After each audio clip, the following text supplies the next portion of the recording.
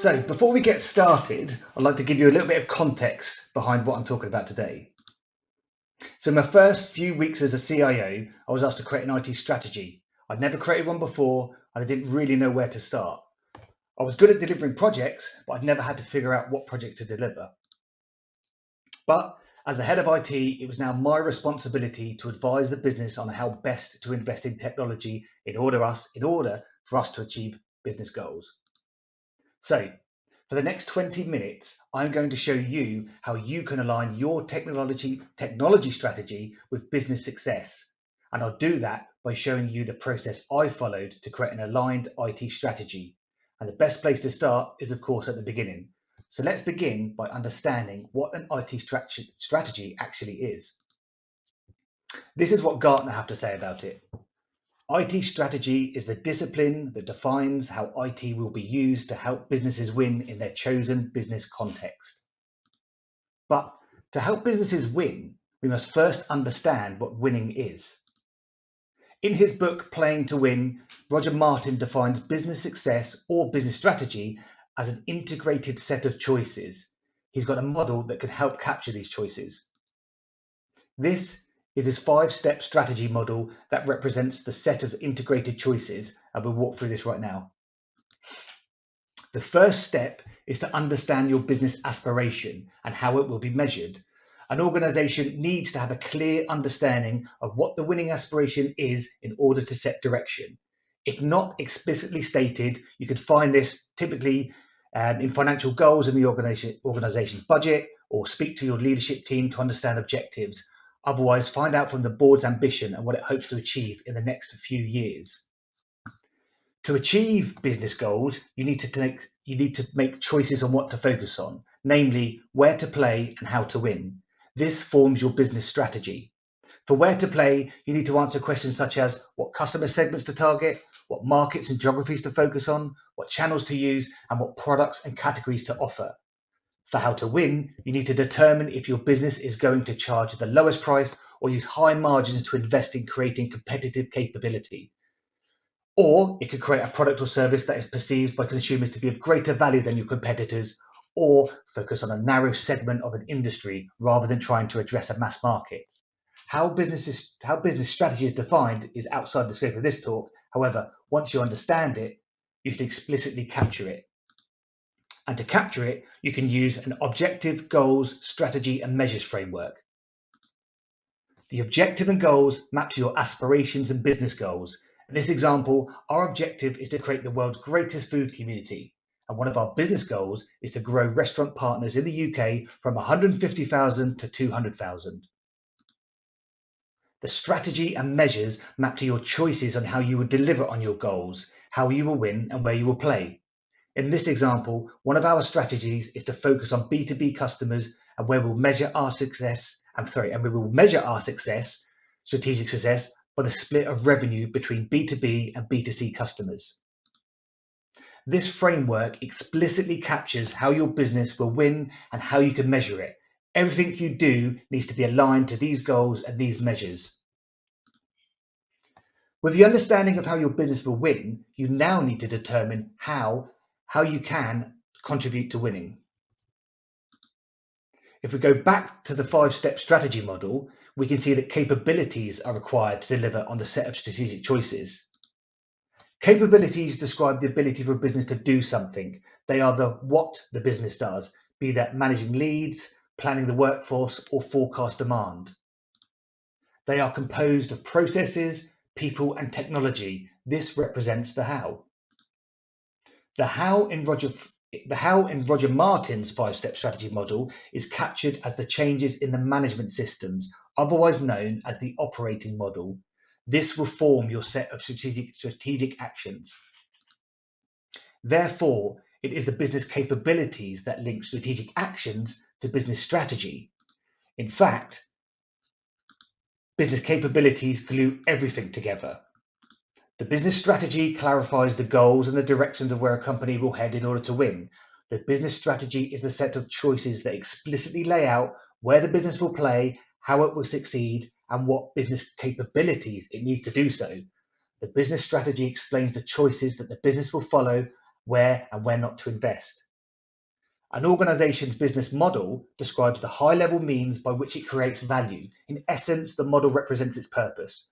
It is composed of the value proposition, what value it generates for its customers, the markets, the channels, and how value for customers is turned into value for the business, i.e. revenue. Business capabilities describe what it needs to be able to deliver on this value promise. And lastly, the operating model. This describes how an organization does the work, i.e. how it runs the business. It details the organizational design, partners, location, decision rights, culture, technology, and business process to enable the business capabilities that are required to deliver the business strategy and deliver the value proposition of the business model. Each of these components that make up the architecture of a business are intrinsically linked. A change in one can have an impact on the others. What links them together are business capabilities. This is why contribution to business success is achieved by improving or creating business capability. So, how do you determine the capabilities required and in turn define the IT strategic actions to either create or improve them? We need to produce a capability model that articulates the capabilities required to enable the business strategy and the best methods of creating them or closing any capability gaps. Now, there are a couple of ways to map these capabilities, such as mapping the capabilities required to support a user journey. However, my preferred option is value stream mapping. A value stream consists of a series of activities that work together to provide value to a customer. Examples of value streams are buying a lottery ticket, applying for a mortgage, or, as shown in this example, ordering takeaway food. In this example, the business model is to partner with delivery drivers and restaurants in order to market to and connect customers to make orders, rather like a Just Eat or an Uber Eats. Therefore, this is a core value stream as it links to the value proposition of the business. As well as core value streams, there are enabling or extended value streams. For example, if your core value stream is to provide food for delivery, the extended value stream would include providing the customer service if there is a problem.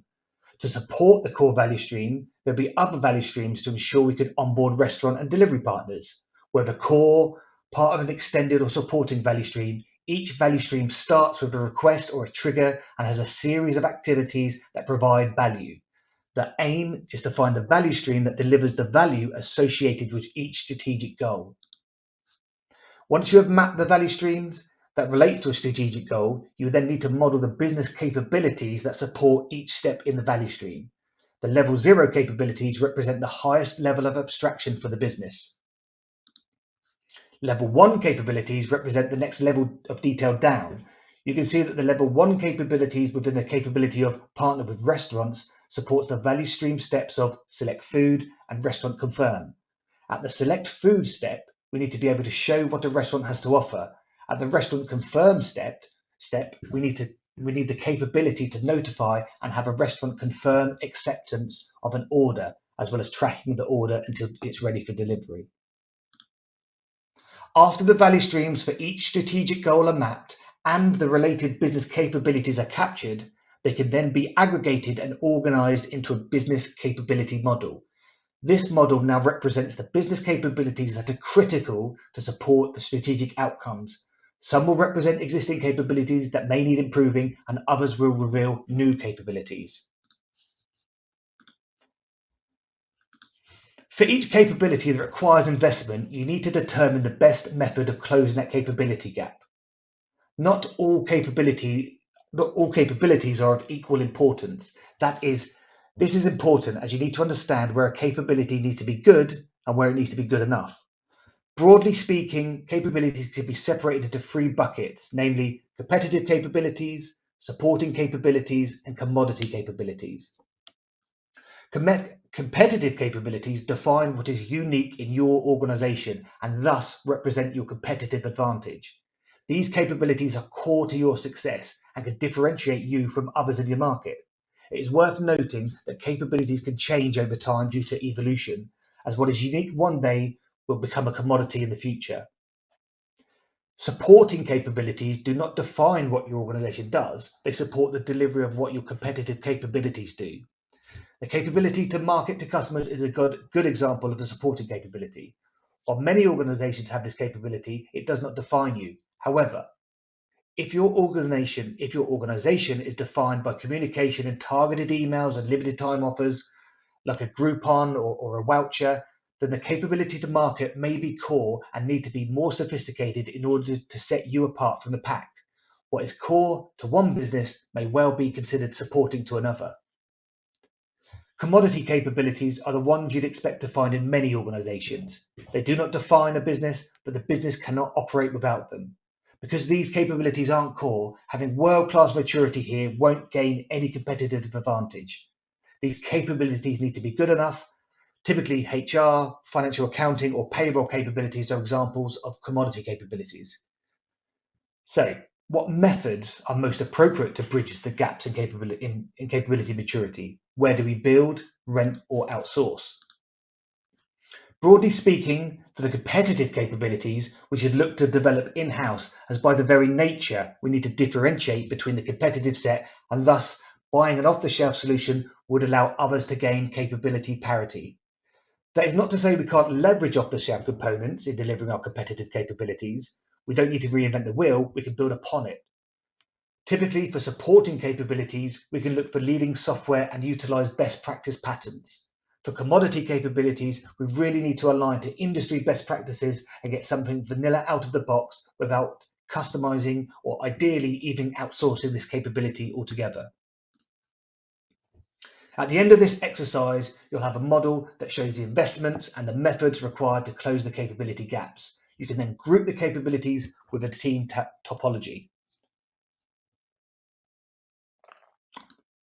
However, there is an alternative way to determine where and how to invest in capabilities, one which uses a map rather than a model. And hopefully, I think you can see where I'm going with this one.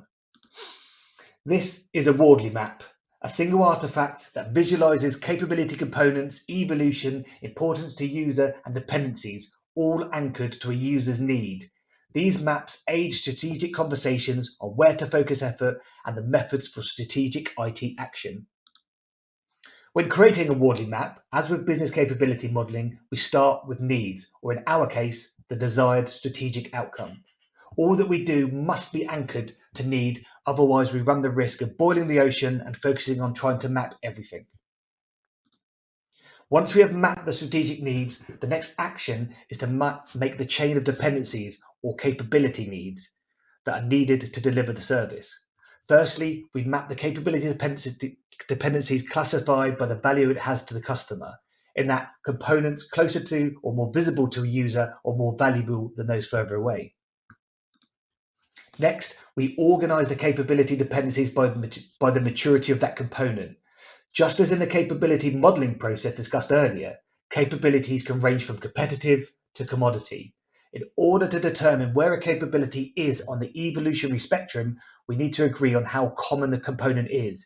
Is it unique to our business, or do our competitors also have it? Is it ubiquitous to many businesses? Can we buy the capability, or better still, is it available as a service, or must we build it? What I love about Wardley maps is their ability to give transparency, which allows you to avoid capabilities that scrape burnt toast. In that, why would we optimize for scraping toast that has been burnt under the grill when it's far better to focus on buying a toaster? Continuing with the Just Eat Company example, it makes no sense for us to manage the food delivery capability when we could utilize existing third-party capabilities like Uber drivers that are much more of a commodity. After we have repeated the process for each strategic goal, we can then overlay and aggregate the different maps in order to ascertain the capabilities required for business success. The next stage is to determine how IT will contribute to the improvement of the critical capabilities. The evolution of a capability gives us the direction on how best to provide it or to improve it. For more commodity capabilities, we should favour outsourcing, buying and renting. For capabilities that are unique to us and therefore in their genesis, we should favour building in-house. This gives us a map showing the investments and the methods required to close the capability gaps. And as with capability models, we can then create team topologies using it. However, It is not just enough to know what capabilities need investment and the methods you should use. You also need to measure a capability improvement in terms of the business impact to ensure you are linking investment in capability to business success. Without this, it is very difficult to show a clear alignment between action and aspiration. As we have already covered, strategic goals contribute to business goals. In order to achieve a strategic goal, we need to deliver a business impact or a mini goal. In order to make an impact, we need to create a positive business outcome. In other words, we need to do something better, be that make more margin, be more efficient, or convert more customers. An improvement to a capability can reduce a business outcome. And in order to improve a capability, we need an output, or in our case, a technology project. Measurements are vital as they give us the alignment and the line of sight from strategic action all the way through to business success. Think of measurements in terms of leading and lagging indicators. A lagging indicator tells us what has happened. It is a backwards looking target and tells us what was achieved. They are typically financially orientated, such as how many bookings, how much revenue, and how much profit we made. Leading indicators tell us what may happen in the future. They act as a prediction, looking forward to how future outcomes may turn out. Good leading indicators will have a strong causal relationship to lagging indicators. For example, how many calories you consume versus burn a day can help to predict how much you will weigh at the end of the month. The key point to stress is that the improvement in business capability and the business value that it contributes to should be measurable. Ideally, we would show the business value gained through the capability improvement, but this information may not always be available. So at a very minimum, we must show the metric that we intend to improve based on the investment in the capability. It is the outcomes which lead to business impacts that you should be focused on discovering. These should form your strategic actions. This is the outcomes you can then give to your autonomous teams in order for them to determine how best to achieve them. Framing contribution in and focusing on outcomes enables flexibility on how it is tackled and avoids us becoming tied to a particular solution. And as an example, one of the strategies identified to deliver a profit of 12 million EBITDA is to reduce overheads by 1 million. If we can avoid a ticket team increase, we can make a business impact of saving 200,000. To achieve this impact, we need an outcome that requires no tickets to be manually fulfilled, i.e. less work for the ticketing team. To enable this outcome, we must improve the capability of flight ticketing. And in order to do this, we need a project to integrate with a new flight aggregation system. Again, the focus should be on the desired outcome, with the how left up for the team to determine how best to achieve.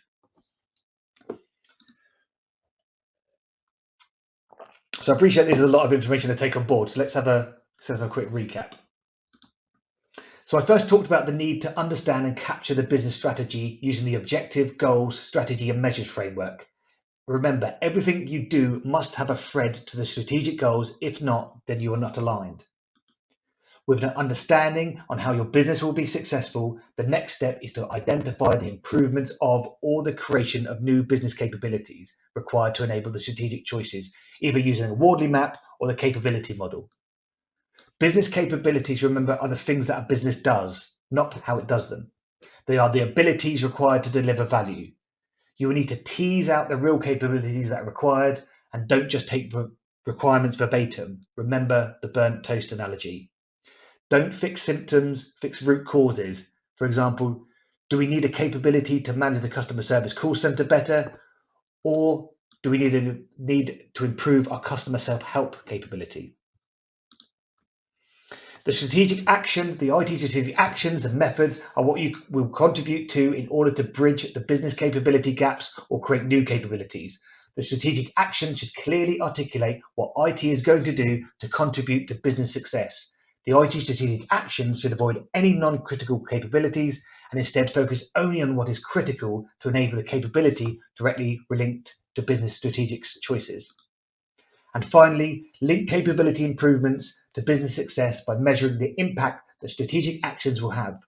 The strategic actions that you propose need to be measurable. You should not talk generically about making an improvement to a capability. You need to explicitly show how the improvement leads to the generation of a business impact by a measurable business outcome.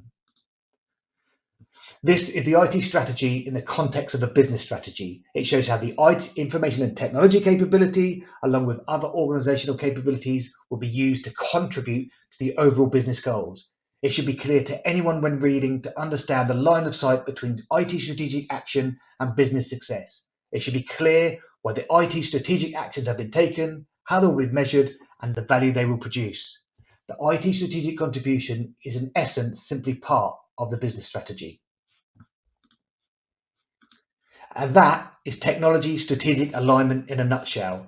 And that is the process that I followed to create an aligned IT strategy to contribute to business success. Now, there is a myth that you don't need strategy if you have agility. Unsurprisingly, this is simply not the case.